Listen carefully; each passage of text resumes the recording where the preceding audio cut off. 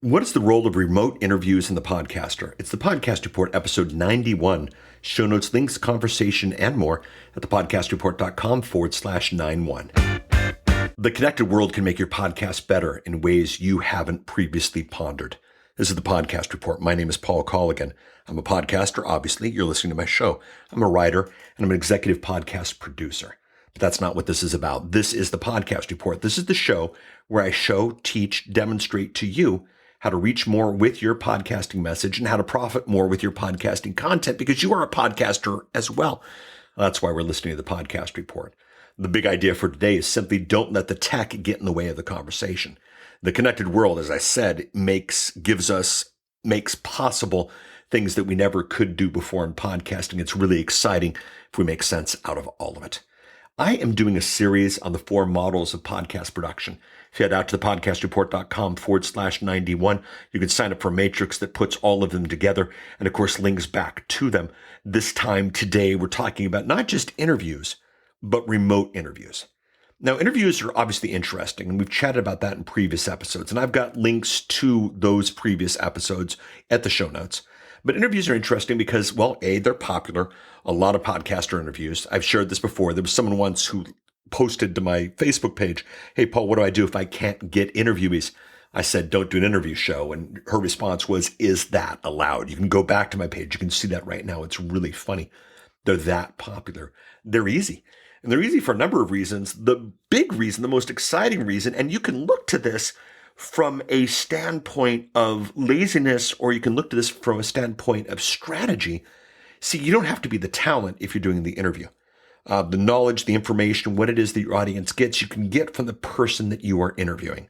We actually launched a product called the Podcast Interview Wizard over at the really exciting website of thepodcastinterviewwizard.com that walks you through that process of producing great content on somebody else's mind and talent and skills and ability. The previous episodes, episode 81, I spoke to Jessica Rhodes about interviewing and what she does and her business, which is fascinating. And then in episode 82, I chatted about podcast interviews and some of the finer points there. But today's episode is about the remote interview. What happens when you're interviewing somebody in a different location? I want you to remember, you can have the world if you do this. Audio is easy for anyone. Now, audio is easy, not necessarily Skype, not necessarily Blab, not necessarily one of these third-party systems, but audio is easy. Almost anyone in the world, and let's face it, any expert that you're going to bring on your show at the very least has access to a phone, let alone Skype or a connected device. When you interview someone remotely, you now have the entire world opened up to your audience. And isn't your audience worth it? So how do we do it? What are the possibilities? Well, the first one is the Skype recording, and everybody speaks to the Skype recording, and most of us know Skype. Skype gets all the action and all the attention, and Skype is great when it works. Skype has always been great when it works. Microsoft acquired Skype. The hope was that the money Microsoft had would make it better. It's still flaky. It still does things. It has gotten slightly better from a connectivity standpoint because our connectivity-ness, yes, that's a term, has gotten better. But the big thing you got to remember is Skype is great when it works. Doesn't always work. And you got to decide, is your audience, is your interview, is your interviewee, is it worth dealing with something that doesn't always work? If you're going to work with Skype, I recommend Skype Recorder for the Mac for your recording. I've got links for that at thepodcastreport.com/91. Of course, the inevitable question that always comes up is, what do I get if I'm on a PC? I honestly don't know. I don't know a good one. So I would love it if you could head out to thepodcastreport.com/91 and leave comments about Windows Skype recorders that you've actually used. Not ones you've heard about, not ones that you've seen on sale, but ones that you've actually used. And maybe we as a community can learn from that. But the big thing about a Skype recording that nobody chats about is the unease of someone who doesn't use Skype is far worse than recorded phone audio. I've listened to Skype interviews with experts where the guy on the other end or the gal on the other end just sounds like a blubbering fool, and they sound like a blubbering fool, not because they're not the master of the content, but because they are a little unfamiliar with Skype or the idea of the microphone in their face, or maybe they've turned on video or all sorts of different things. Skype can be distracting, and the distracting nature of Skype isn't worth getting a better audio recording. The content is what you're looking for. So think about that. Few thoughts on Skype. The next idea is the ringers. And Ringer is one of many apps. There's a slew of them. There are a lot of people who are trying to make web services and apps that make remote recording possible. I have used all of them, or at least all of the ones I know of, and the chances are good if you were to ask me what about X, I will have used them. And if you know of an obscure one, go ahead and put it in the show notes, thepodcastreport.com/91. I promise I will try. But here's the deal. Great concept, no clear winners yet. I have used all of them, and they have made things easier basically for the nerd, but not easier for people on the other end. And I've had them crash. I've lost recordings, and I'm just not satisfied with it yet. The big deal with remote recording is don't let the tech get in the way of the content. The second you do that, you've lost the purpose for your show. I've always said, and you know, and that's why you're doing this, and that's why we've come down this journey together, is the content is far more important than the recording of it. Now, yes, get the best recording, but focus on the content before anything else. So the ringers, I haven't found any winners yet. Now, there are a couple of platforms. There's Google Hangouts, which about 6 months ago was kind of the default place to record your podcast. It's kind of lost a little bit of its flash. Blab seems to be the new one right now. I'm sure there will be others. They are fairly solid. The thing that you want to look at is the audio quality. I've seen podcasters with a $600 microphone use their $600 microphone on a podcast, but then when they jump on Blab, put their iPhone 5 feet away from their voice and speak to it. When you do one of these platforms, make sure the audio is as good as it can be. The final solution, the final thing to the remote interview is a concept called the double ender. And this is huge and this is important. I cannot recommend this thing enough. The double ender is basically where you record on a high quality microphone. You take your interviewee who also records on a high quality microphone. Well, Paul, those are two different audios. Yes. Then you record a phone call, or you record a Skype call, or you record some call that shows you how to line up these two together. So basically, track 1 is you, track 2 is the interviewee, track 3 is the audio that shows how they all come together.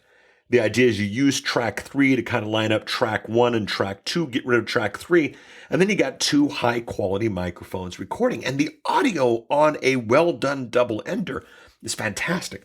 I've been doing it pretty much since the beginning, and when I did remote interviews with people ready for this, and I remember once I got a piece of email from someone who said, "Hey, Paul, I get podcasting. I like podcasting. You don't have to lie to me about Alex being in a remote location." Alex and I had never recorded an episode in the same room. Most of the time, I don't think we'd ever recorded an episode in the same state. But the fact of the matter was the type of audio that came through made people think that I was kind of lying about the double ender thing. I'm not. It sounds great. And think about it. It should. 2 good microphones recording 2 separate tracks. That's what you want. That's the kind of audio that you're looking for. Don't forget to clean up the 2 audios before you mix them, because the audio that you have, the noise in the background, the humming, that kind of thing, certainly the volume, the loudness, all that stuff might be very different than the person on the other side. So before you mix them together, definitely clean up the 2 tracks. Really, a phone, which everybody has, and a simple audio recorder is all you need. Don't limit your wisdom to the tech. Don't limit the wisdom to the tech of the interviewees. You know what I mean? Don't just go, I only interview on Skype, or I have to do this, or I have to do that. Maybe you both get on the phone. Maybe you pay the long distance. Maybe you call that person. Maybe you send them one of those little digital, sound recorders for $30 that you can get at the office supply store. Tell them to put that by their mouth. Hit record when you're going. That will be better than the phone recording. Or honestly, maybe you just record the phone recording. The big thing is you want the wisdom of your audience. You want the wisdom of your interviewee to be what serves first. You worry about the tech last. But if the choice is the Skypes, the ringers, the blabs, I pick the double ender every time because it works and you've got control and it's a good place to be. What do you do with this? I don't want you to interview because everybody else is. I want you to decide which podcast format makes the most sense for you. And that's why I've done this series. 89, 90, 91, and 92 of the podcast report are all about that. Don't interview because everybody else is. Interview because it makes sense. Interview because this is something that you want to do. And then when you interview, focus on the content, not the technology. Don't worry about it. You will be at a better place. What I want you to do is I want you to head up to thepodcastreport.com/91, sign up for the Matrix. Once all 4 of these are done and promoted, the Matrix will be there for you to see these different formats, how they work, what to think about, where to go from there. And then also, if you're interested in interviewing, definitely head out to the podcastinterviewwizard.com. We've got training there about this whole process and how that might help. And just realize that it doesn't have to be people who know what they're doing. It can be people on phones with audio recorders. It can be Skype. It can be whatever it wants to be. Just make sure that the content doesn't get in the way of the tech. Do those things, examine, figure out what kind of podcast you're going to produce. Know now that you have the tech to do it right, and we'll chat next week. Thanks for listening to this episode of the Podcast Report. I love interaction. Head out to thepodcastreport.com and interact with this episode or any other that you might listen to. But don't just visit the website and click play. Subscribe to the Podcast Report, thepodcastreport.com/iTunes, thepodcastreport.com/Stitcher, thepodcastreport.com/Google. Once you subscribe, once you set it up so that every time a new episode comes out, you are automatically updated, you experience the power of podcasting. It's not that you have to come out to my website. It's not that you have to go anywhere. It's that the content comes straight to you. Once we understand that power, podcasting will get to a better place for all of us. So please do subscribe. Once you subscribe, let's interact. You can do it at the website or you can do it on social. Thepodcastreport.com/Twitter, thepodcastreport.com/Facebook. Pick the social network of your choice and we are there to interact. The website's great too, but when you do social, the world sees more, find out about podcasting, more find out about how to make their podcast better, and the world becomes a better place. So go ahead, interact with us on social. This is the Podcast Report. My name is Paul Colligan. I'm thrilled you've been listening. Please subscribe, please interact, and I'll chat with you next week. Bye.